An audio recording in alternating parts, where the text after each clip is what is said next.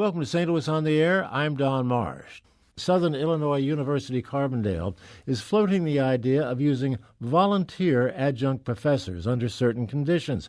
It's not sitting well with many faculty members, many of whom see it as a means of saving money to help relieve financial problems faced by the university. Administrators see it differently.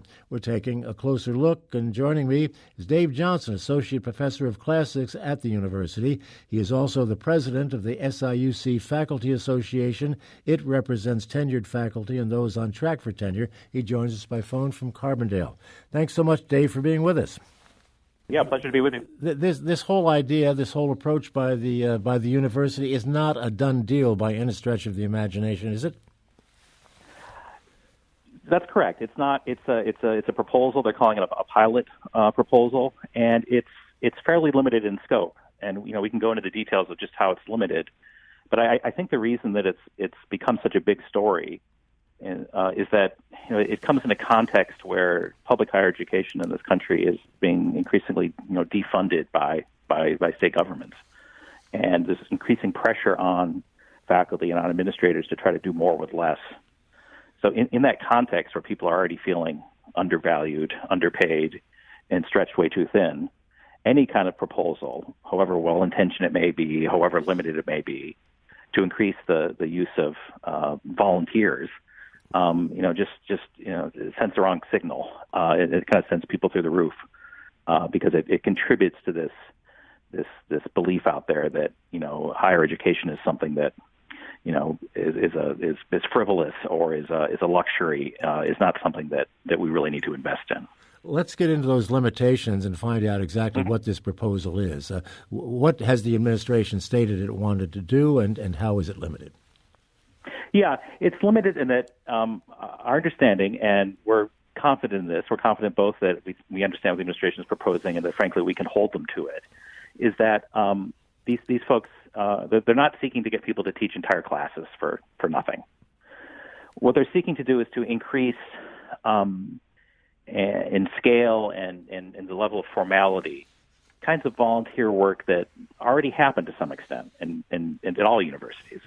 So it's common at universities to bring in someone to give a guest lecture, and if you pay them, you might pay their expenses or take them out to dinner or give them a small honorarium. They're not paid in any serious way. It's common to have faculty come in and work on a thesis committee or dissertation committee and bring outside expertise to a university they're not employed by. And so little things like that are already done, and they're appropriate, and they're professional, and they enhance the experience for everybody. But they're trying to scale this up in some ways and to make relationships a little bit more permanent with people who are doing this sort of thing. And so we're worried that there's a kind of a slippery slope where you begin to make more and more use of people in roles that in the past had been done on a case-by-case basis. They've been done in individual departments and made individual decisions about what worked for them.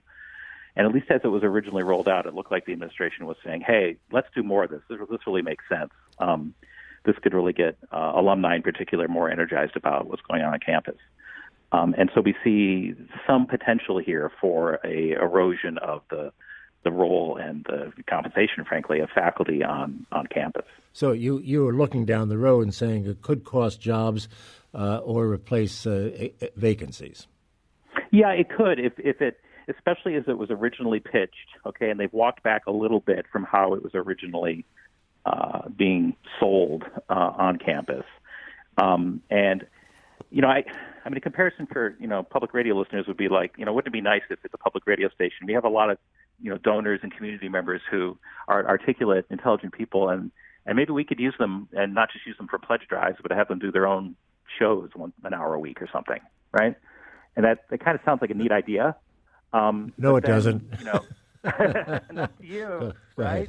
So, and maybe, but it grows, and you end up having a station staffed by well-meaning volunteers rather than by professional journalists, and you've lost the distinctive flavor of what a public radio station should be. Who would these volunteers be? Well, the plan actually originated, we're told, and I have no reason to doubt this, with alumni being interested. So with graduates either people who got an undergraduate degree here and went on to get a PhD someplace else, or an MFA degree like that, or who got their PhD or MFA from here, from SIU Carbondale, and who were interested in having a more formal relationship with the university. We already bring alums back in to give talks, to mentor our students, and the administration got the idea that it would be nice to expand that, which again, in and of itself is not necessarily a bad thing. It's not ill-intentioned, I don't think. But once you start expanding the role of volunteers of any sort, just as we saw with the radio station example, you raise questions about whether you're going to compromise on the quality of what you're doing, either at a university or at a radio station. So we actually called on the administration to table this, to walk it back, and to rethink it, and to make sure that there are even clearer protections in place so that it doesn't result in abuse or exploitation of people, or in outsourcing too much of the work of the university. And they've declined to do that. They've clarified it, but they're not interested in walking it back. And I think that's too bad, because it's gotten our university in the news for the wrong reasons. But that's their response right now. What you've just explained, I guess, is the result of a recent meeting. I know there has been a meeting which you attended. Yeah. And otherwise, how did that go? Well, I think we had what diplomats like to call a full and frank expression of views on both sides on a number of different issues. And this is not, as it's been called, I think, the death knell for public higher education in the country. In a column that was actually a well-written column, an intelligent column inside higher ed. But this particular proposal itself is not going to fundamentally change the nature of our university. I just think that when it was rolled out by the administration, or they hadn't given it a great deal of thought. And I think it's one example of administrators, I think they're trying to do more with less. And at some point, when you say, hey, we can do more with less, here's a creative way we can solve this problem, there's a temptation that you start cutting corners. And we've been under so much pressure in public higher education, not only in Illinois, but in Missouri, throughout the country, that at some point you have to draw a line and say, hey, no, we need to maintain quality. And in order to maintain quality, we need actually the money to pay people to do this work, which is vital for our students, it's vital for research, it's vital for the economy, it's vital for intellectual life. And at some point, you stop being able to do more with less, and you're just doing less and doing things of lesser quality if you have less in support from the state. If this moves forward, what would it do to the current responsibilities of adjuncts? Well, it depends. The proof will be in the pudding. I think we'll see just how many people are brought on, and how much they do and what sorts of things they do. The worry is that, let's say you're in a department, Department of History, and you don't have anybody who does, China.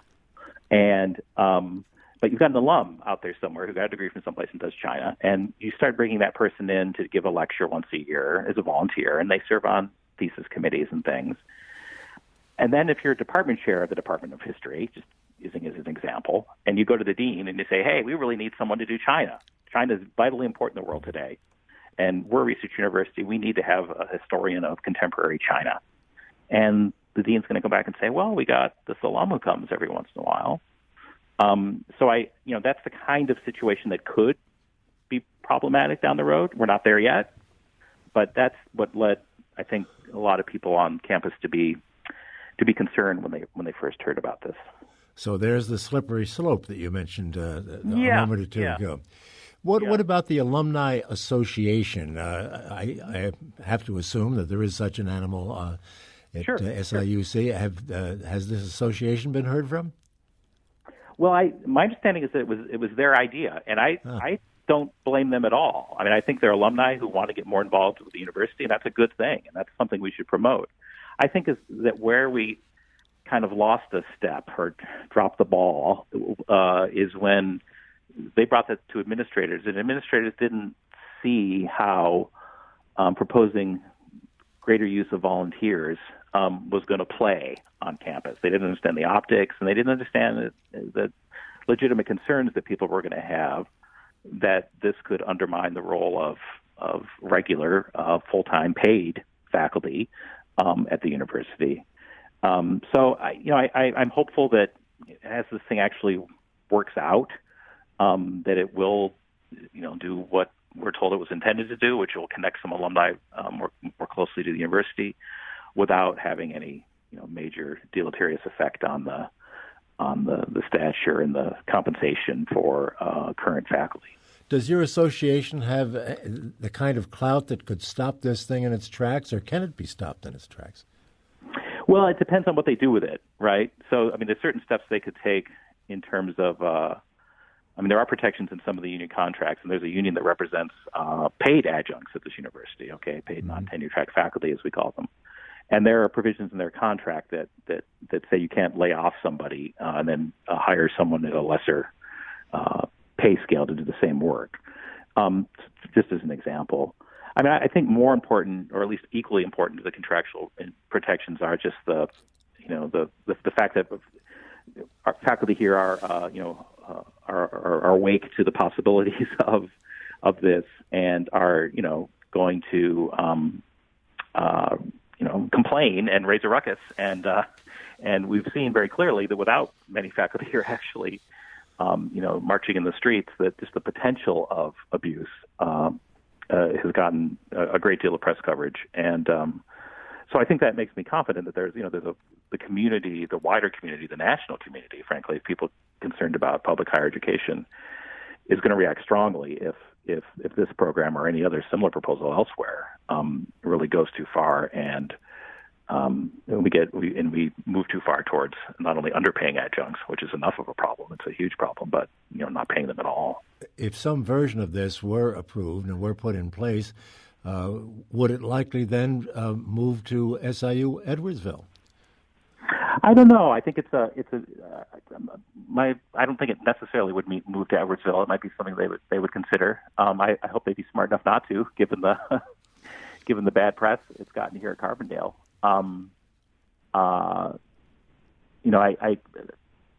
There was just something about the phrases that people used as using the lead into the story of volunteer professors that I don't think has sat well with people. So I would expect that the administration at Edwardsville would be wise enough not to roll out something that looked all that similar to this. And we'll wrap this up, but what's the next step? Where does it go from this moment on? Well, we're going to be watching carefully and see what the administration actually does with this. And if it's just a way of, if it's giving adjunct status to alumni is just a way of helping them feel more connected to the university and doesn't result in a displacement of paid faculty, then I think it will turn out that our concerns were our worries didn't come to pass, and then perhaps because people raised concerns and because there was press coverage. We never know what how far it would have gone without the press coverage, but so we're gonna watch, we're gonna monitor it, and I'm confident because of the protections the union provides and because of the vigilance of my colleagues that we're gonna be able to contain this, and it's going to end up having not having a major detrimental impact on the university. To your knowledge, does the administration have a timetable when it wants to either fish or cut bait? Well, I think their official line is that they're fishing, but I don't know how many lines they have in the water and how many fish they're going to catch. And they themselves have spoken somewhat differently of that. Originally, it was, hey, we should try to get at least one person per department to get a critical mass of these folks. In our meeting yesterday, another administrator said he didn't think it would actually be very many people. So they're fishing, but I think they've been warned that they have to follow the rules of the game warden, or else they're going to get into trouble. So we've gone from fishing to the game warden. All right. Well, fishing license, game warden. I'm not sure. You could tell I'm not much of a fisherman, but I tried. You tried very well. Thank you, Dave Johnson, for being with us and bringing us up to speed on this story. Obviously, we'll be following it. Keep us posted if you would. Okay, well, thanks. Thanks for your attention to this issue. Sure. Dave Johnson of Southern Illinois University in Carbondale. This is St. Louis on the Air on St. Louis Public Radio, 90.7 KWMU.